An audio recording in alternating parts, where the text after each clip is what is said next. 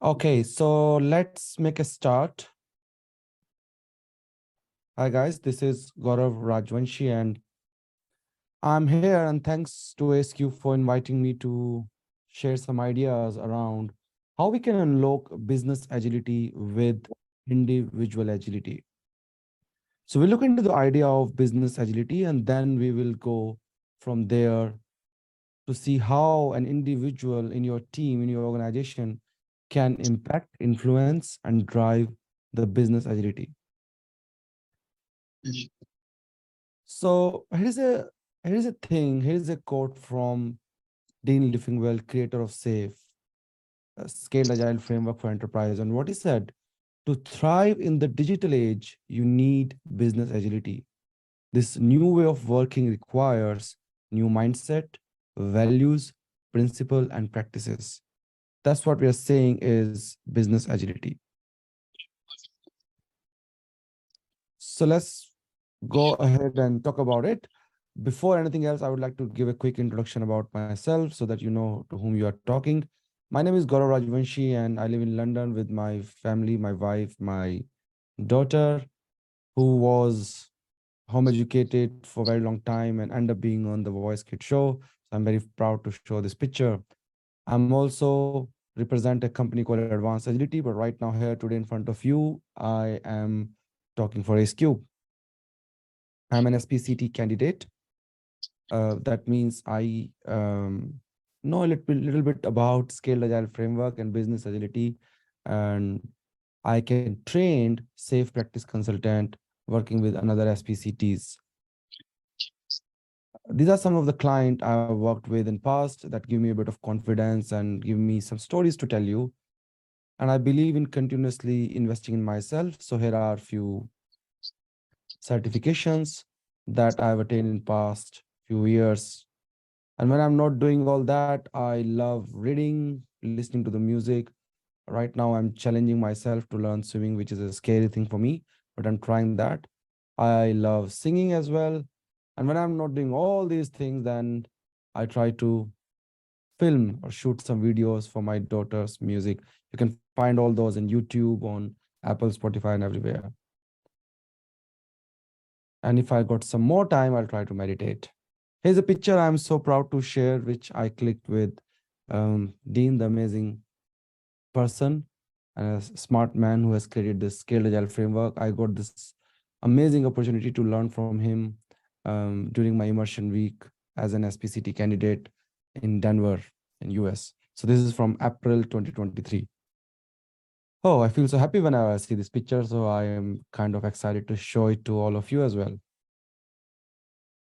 All right, let's move on.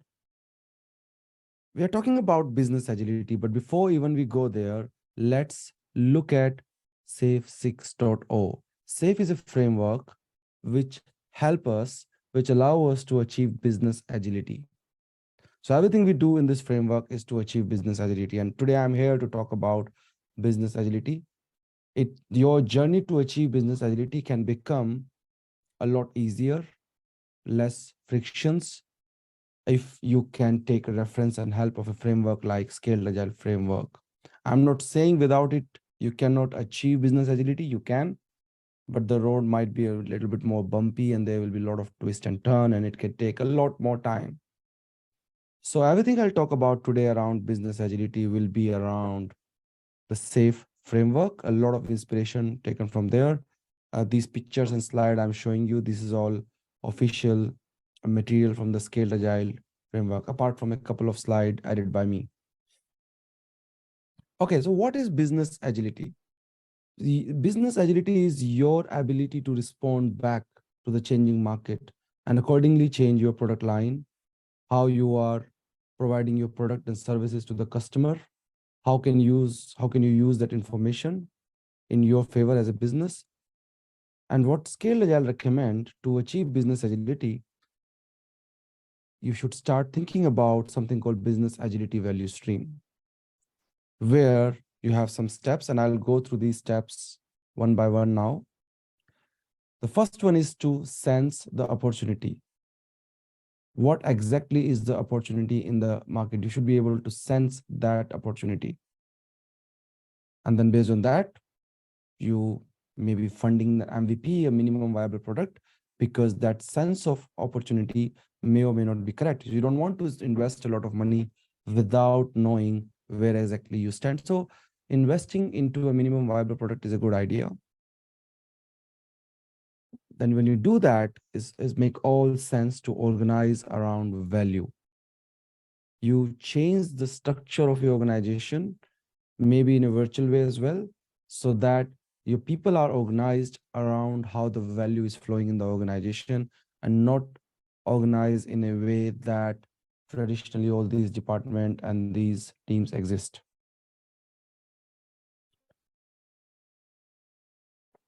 Then the next step is you are able to connect to the customer. You understand who is your customer, what is their personas, how they are interacting with your product and services, and then delivering those MVP to your customer, which you have designed. When you experiment with it, when you deliver these MVP with the customer, then the next step is either you persevere. If you feel like it's working for you, is you persevere. And if not, you try to pivot without any mercy or guilt. And then continuously deliver value to your customer using the concept like agile release train and delivery pipeline. I'm not going to talk in detail about that in this webinar, but this is something that you can learn from the scaleagileframework.com, or you can come to any of our courses where we teach about these concepts in a lot of detail. And then learn and adapt. Learn from what you have delivered and adapt your approach from that. So this is the way you can try achieving business agility in your organization. I'll repeat all the steps quickly. In the modern world, if you want to achieve business agility, if you want to produce the product and services quicker, faster, in less time, in a more efficient way, and you want to deliver them to your customer and continuously update yourself, show the agility in your strategy, in your overall way of working, then we at the Scaled Agile framework represent these steps. We call it business agility value stream. You sense the opportunity, fund your value stream, organize your team around the flow of value, connect to the customer, deliver MVP, pivot or preserve, and then continuously deliver this value while learning and adapting. These are some steps you can follow to achieve the business agility. I think someone like to go on mute.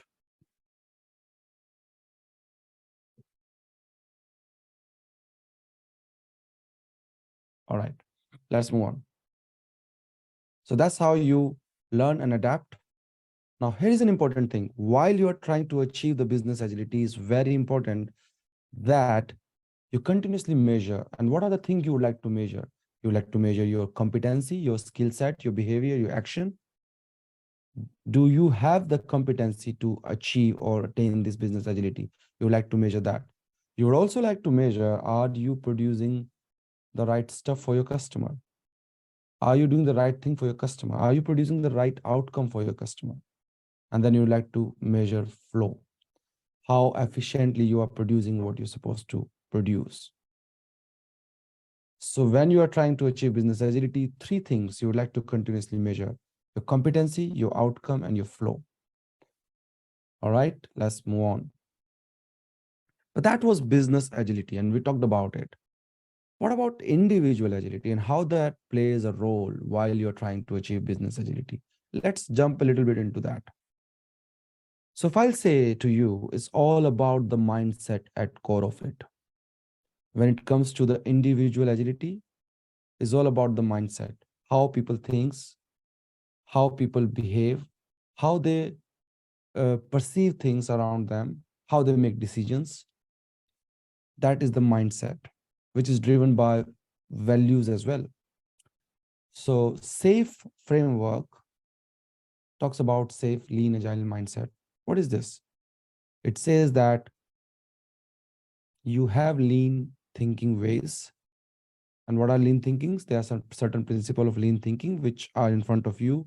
It says precisely specify value by product, identify the value stream for each product, make value flow in your organization without any interruption, let the customer pull the value from producer, and then pursue perfection. These are lean thinking steps. If you have this lean thinking with you, and then you are also believe in these agile values, where we say that individuals and interaction have more value than process and tools. Working software have more value than comprehensive documentation. Customer collaboration has more value than contract negotiation. And responding to change has more value than following a plan. A combination of lean thinking and agile values help you create a lean agile mindset. And that is very, very important for you to exhibit individual agility in your work, which can help a lot for your organization to achieve business agility. What else? What else you need to know to achieve individual agility? SAFe talks about 4 core values. As an individual, and maybe as a team as well, and maybe as a team as well, is very important that you understand these value and you comply to these value, you believe in these value. These 4 values are alignment, where you align with each other as much as possible so that you speak the common language. You're continuously checking with each other about the shared understanding. And not only with each other, you are continuously understanding what your customer want. And then you have trust in the organization. Someone again need to go on mute, please. Okay. All right. So I was talking about SAFe core values. Yeah, alignment, transparency, respect for people, and relentless improvement. These are the core value. You continuously align with each other, create the culture of transparency in the organization. You have respect for people around you. Doesn't matter which time zone they belong to, what is their level in the hierarchy, how senior or junior they are, and you are continuously improving, relentlessly improving, because if you want, somebody else out there in the market will improve and they can put you out of the business. Okay. So that's about the mindset thing. Now, when we talk about individuals, even our leaderships are made out of a lot of individuals working together in group. So why not we just touch upon this idea of leadership first before we go into the team level or the middle management level? Remember, we are here to talk about business agility. So we are trying to explore how this organization level agility or business agility we can attain with the power of individual agility. So we have gone through some of the principle of business agility, some of the ideas around business agility value stream. Now we are looking at the individual level. We have talked about mindset a few minutes back, and we are touching upon the idea of how leadership can also help achieving the business agility. Whatever we talked about till now, this cannot happen without lean agile leadership. This is the foundation of SAFe and business agility value stream. As on your screen, you can see, if you want to attain this business agility, you go through these steps, is backed up by lean agile leadership. Why? Because without leaders, the change won't happen in the organization. People can try a little bit in their own area, but you cannot create the cultural change. You cannot create a psychologically safe environment where people are ready to try new things, adapt to new ways of working, if they don't have support from the leadership.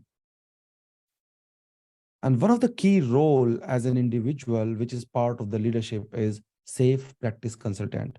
We also call them SPCs.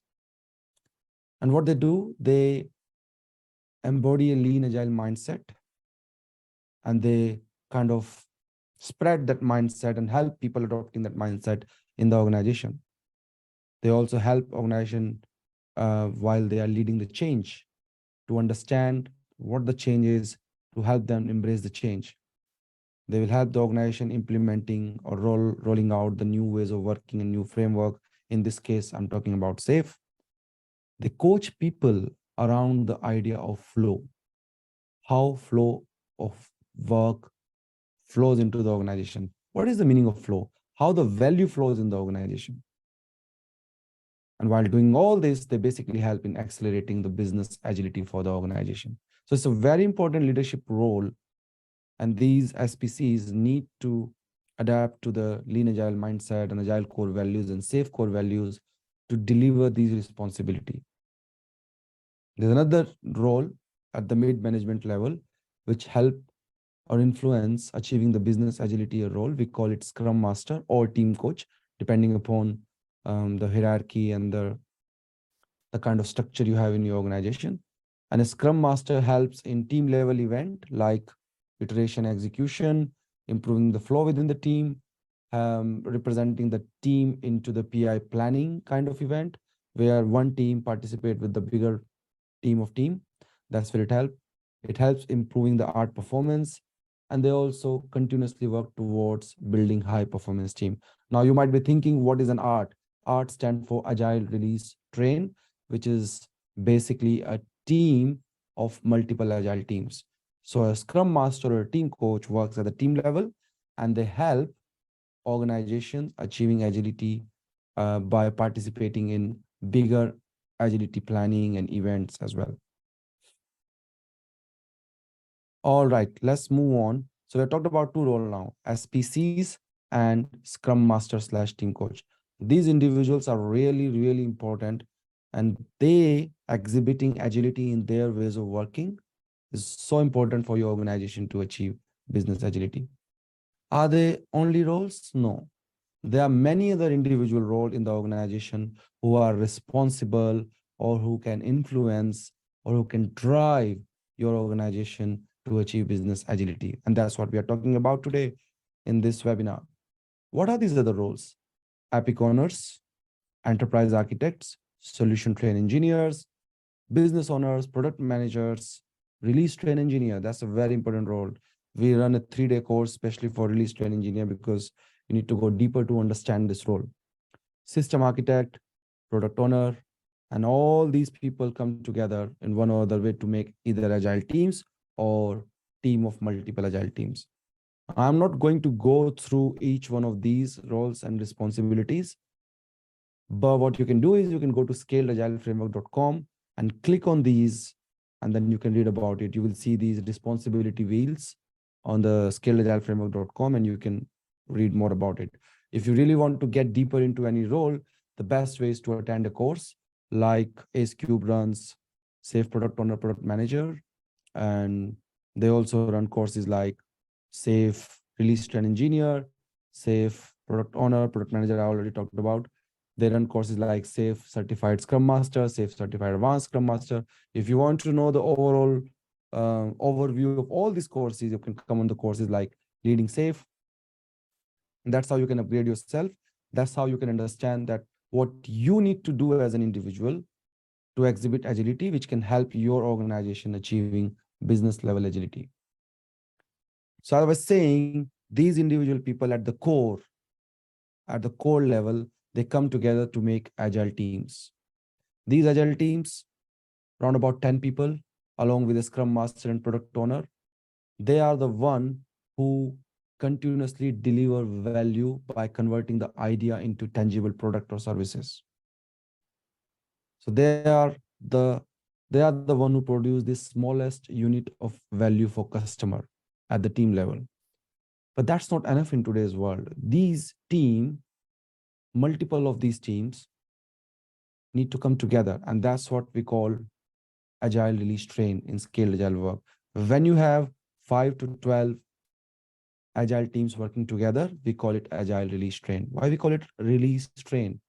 It's a train, if you think of the analogy of train, it's a train which is continuously running on the track, delivering value on each platform. So it stops after a while, take a pause, deliver value, and then move on. That's why we call it agile release train. It can consist of so many agile teams, 5 to 12 teams, and few other roles. So that means agile release train also deliver value, but is more like an abstract concept built over multiple agile teams. The actual work of converting each idea into tangible product, or taking a user story, if I'll use that analogy of user story, and delivering the user story in terms of functionality, that is done by team member of agile teams. Now, at the train level, these individuals, which I was talking about earlier, system architect, solution architect, product manager, and solution managers, they need to collaborate with each other. So we started talking about business level agility, then we talked about mindset, and then we dive deeper into individual roles and how they need to deliver their responsibilities and how they need to exhibit agility. It doesn't stop there. It goes beyond that. These people, these individuals, especially these four content authority role, is very important. They do the right collaboration with other roles. And that's what is mentioned in this picture.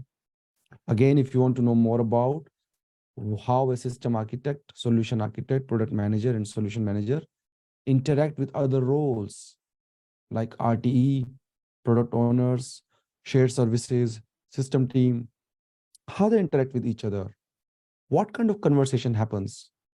You can go to scaleagileframework.com, or you can come to any of the role specific course, a 2-day, 3-day course where we teach in detail and help you understanding these role in detail. Okay, now, all right, these people are working together. They have team and they have teams of team, and they are delivering their responsibility, and they are helping achieving the business agility. It's very important for all of them to understand the idea of flow. Scaled Agile is quite heavily relying on the idea of Scaled Agile framework for enterprise, quite heavily relying on the idea of flow. It's a flow-based framework where the value continuously flows from trigger to the point where customer consume it, from idea to implementation, from concept to cash, whatever way you want to think. And to accelerate the flow in your organization, which means showing the agility in your work, there are 8 flow accelerator recommended by Scaled Agile, which are in front of you. You always visualize your work and limit the work in progress at one point of time. So stop starting and start finishing. Don't just keep on starting a new work without finishing what you already started. Address bottlenecks. So wherever there are bottlenecks, that means the flow is interrupted. You don't want that. You want these bottlenecks to be removed so that the flow of value can be uninterrupted. Try to understand how much handoff you are doing and how many dependencies are around each kind of work. And then you try to minimize those handoffs, those dependencies. The next one is get faster feedback. What will happen if you get faster feedback? If you get faster feedback, you learn faster. If you learn faster, you surface your problem up faster. And if you surface your problem up faster, you get more time to fix it. So why not you get faster feedback? Work in smaller batches. That's very important. If you try to do so much at the same time, the variability of things going wrong is much higher. When you work on small batches, you stay in control. Your predictability goes high, your variability goes down. So it's very important that you seek opportunity and exploit the opportunities to work in smaller batches wherever possible in your organization. And reduce queue length. Nobody likes long queues because long queues create frustration, delays, and then people burn out to bring the queues down. So try not to work on the long queues. If you limit the work in progress, that's a way to avoid the long queues, which is accelerator number 1. But keep in mind, whenever you are trying to establish the flow and accelerate the flow in your organization, reduce queue length. 2 other things I'll quickly touch upon. Optimize the time in zone. When people are working, are they actually working? Do they have enough focus? Are you creating the culture and the environment where people can distraction free, focus on something and be in the zone? This is a topic very close to my heart, and I'm planning to do a webinar on this as well, how to be in the zone, how to be productive. So if you want to know more about it, you can leave a comment here. And if you are watching it live on YouTube, you can put into comment.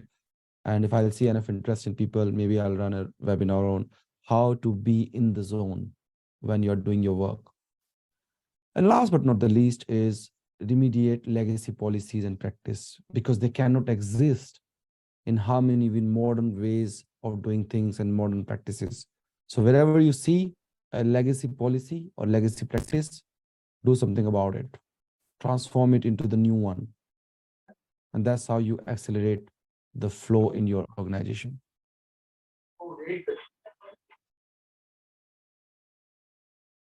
All right.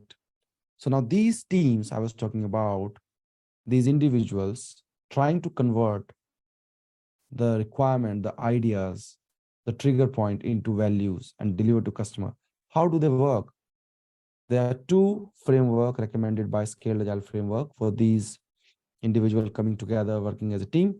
One of the framework is Kanban, where you pick up the work, plan your work, and visualize the work while you're trying to deliver it while continuously syncing within the team. And then at the end of the cycle, whatever is that cadence, you do demos and you produce a valuable increment for the customer and demonstrate that to your customer, to your stakeholder, and learn from it, and then apply that learning back, continue this cycle. Or you can work in something called Scrum, which I think many of you already know what is Scrum. But if you don't know, it's a time box based framework where you commit to do some work for, let's say, 2 weeks of time, and you work continuously to deliver value within those 2 weeks.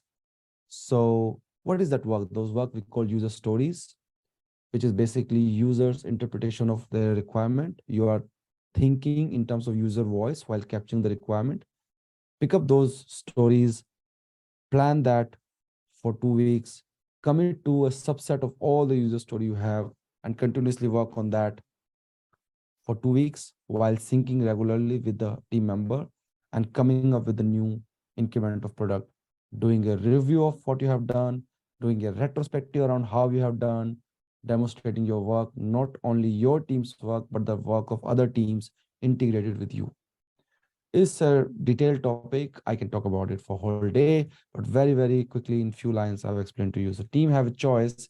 Either they can work in Kanban, where there are no time boxes, a continuous flow, just-in-time prioritization, just-in-time planning happening as required, or Scrum, which is time box based. Every 2 weeks, you do planning, retrospective, reviews, or refinement of the work, and then commit to that work for 2 weeks. Then you go somewhere and do the work without all the distraction coming from all around, and then continue delivering it again and again. While you are doing all that, is important that you build the quality in your work. Without quality, you will not be able to satisfy your customer. Doesn't matter what framework, what approach, what mindset you are working with. So it's very important that you follow quality practices. Now, depending upon your domain, your quality practices can be different. But Scale Agile recommends there are certain basic quality practices, irrespective of your domain. You can tap into those quality practices. And what are those? Shift learning left. Try to do the learning a bit earlier. Try to do the review a bit earlier so that you can surface the problem a bit earlier and then do something about it in case there are any issues. To pairing and peer review, have collective ownership of work. Try to make your team cross-functional. Go from I type to T type to E type people. Now, what is this? I'll not be able to tell you right now, but you can do a quick Google search. What is I type people and T type people or E type people? And if you didn't find anything, please feel free to put a comment, and I'll try to maybe run a webinar, especially on that topic. Have the collective understanding of your artifacts which you are producing and what is the definition of done for you. When will you say the work is done? Why you are doing it? To avoid ambiguity. And then automate as much as you can. Remember a few minutes back, I was talking about working in the small batches and reducing the queue length. That can happen only if you leverage the power of automation. When you automate, you are able to repeat certain tasks regularly without thinking about the increasing cost if you have to do the same thing again and again. And that allows you to put better quality practices by running your regression test, your acceptance test continuously on some server. Otherwise, you like to create a big batch of the delivery or deliverables and then do a testing at the end of 3 months or 6 months, and boom, things go wrong. And then you get into the all chaotic situations. So these are some quality practice. Doesn't matter which domain you are, business, IT, cyber physical, a combination of hardware, software, all these quality practices are applicable for you. One more time, let's go back to the idea of business agility value stream. And we said at that time that you should measure your competency, your flow, and your outcome. So now let's quickly look at what is outcome and what is flow. Your outcome is, are you producing the right thing for the customer?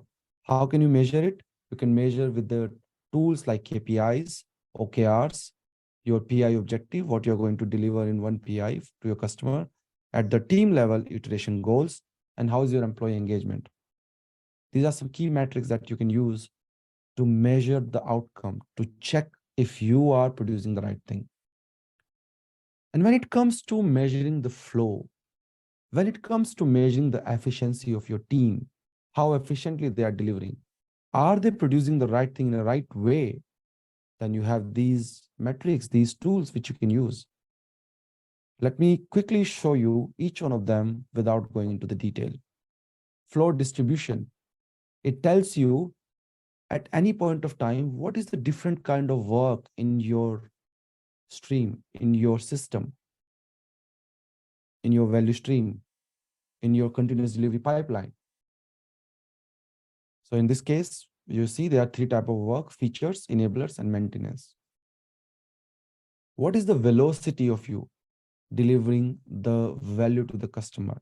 They basically measure the number of completed work item over a period of time. That's your velocity. How much you're delivering in 2 weeks, how much you're delivering in 1 quarter. That's your velocity. Flow time, each item, how much time it take from start to completion. That's your flow time. And you can see on this that some of the item taking 25 days maximum, and few items are just taking 10 days as well. So it tells you how much time from start to end, the elapsed time each item takes, or a given work item or a group of item takes. Then you have flow load. How many items are currently in your system in a particular state, in progress, in analysis, in design, in review? What is the load in each state? What is the load in your system? That's your flow load. And then you have flow efficiency here. What is your percentage complete and accurate? How much time you're spending in actual working on item, and how much time you are spending in waiting or handovers from one step to another step, and how much time the work has to be done again, where one person has done the work and handed over to the next one, and the next person realizes in your team that the work is not correct, and they end up sending it back to the previous person, and the rework happen again and again. That's your flow efficiency. How predictable your teams are they actually delivering what they are saying they will deliver? There are techniques for that. We teach all these techniques in courses like Leading Safe, in Product Owner, Product Manager, or Implementing Safe. In most of the courses, we touch upon this idea of predictability. How can we make our team more predictable? So if you follow all these tools, these individuals working together in teams to achieve the business agility were able to influence the business agility in certain way and do their bit to introduce the business agility, or attain the business agility, and they are able to increase the flow. And remember, when the flow accelerate, it helps you becoming more agile, exhibit more agility. There's another last bonus tool I want to give you before ending this webinar is effort impact metrics. Whenever you have a choice, what do you want to pick up, and you want to show agility in your pursuit of picking up the next work item, this is an amazing technique that can help you. Always pick up items which are low effort but high value. Those are the items, those are the quick wins which you should pick up first. All right. I can talk about this in more detail, but that's for now. I really enjoyed showing this stuff and sharing the idea of unlocking business agility with the power of individual agility. We have taken a lot of reference from the recommendations and tools and techniques and practice and principle from Scaled Agile Framework. I believe in this framework a lot of inspiration to take It is the most comprehensive learning material or framework available for free online. If I want to read about anything around business agility, I can just go to Scaled Agile Framework and click on different areas and learn more about it. So people who are on the webinar right now and people who are watching it on YouTube or who will be watching it later, if you are somewhere on this journey to achieve business agility or individual agility or somewhere in the middle, or you're trying to do certain things for your organization, hopefully this was of some value for you. You can continue your learning journey by going to scaleagileframework.com and learn about this concept, or come to AceCube and they run amazing courses on scaled agile framework, overall overview of the framework, or the scaled agile framework related role like safe scrum master, safe product owner, product manager, release train engineer, and lot of sort of things. They also work in the area of consulting other organization and helping other organization rolling out safe. So it was my pleasure. Thank you, SQ, for inviting me and sharing few ideas around unlocking business agility with individual agility. Because we run over time, I may not be able to take questions today. However, I can see some people have added the questions. So team will reach out to you guys to provide the response to your questions. If you want to know more, please feel free to either send your comments on AceCube social media pages. And this is going live on my YouTube channel as well. My name is Gaurav Rajvanshi. You can comment on the YouTube channel if anything doesn't make sense to you. If anything you want to know more, if you want to challenge any thought, we welcome that. We all are learning. So I'll be wrong if I'll say we know everything about business agility. We are learning, we are trying, we are failing, and we are failing fast forward. So I'll wish you all the best in your journey in learning all this stuff. Keep learning, keep upgrading yourself. Thank you so much.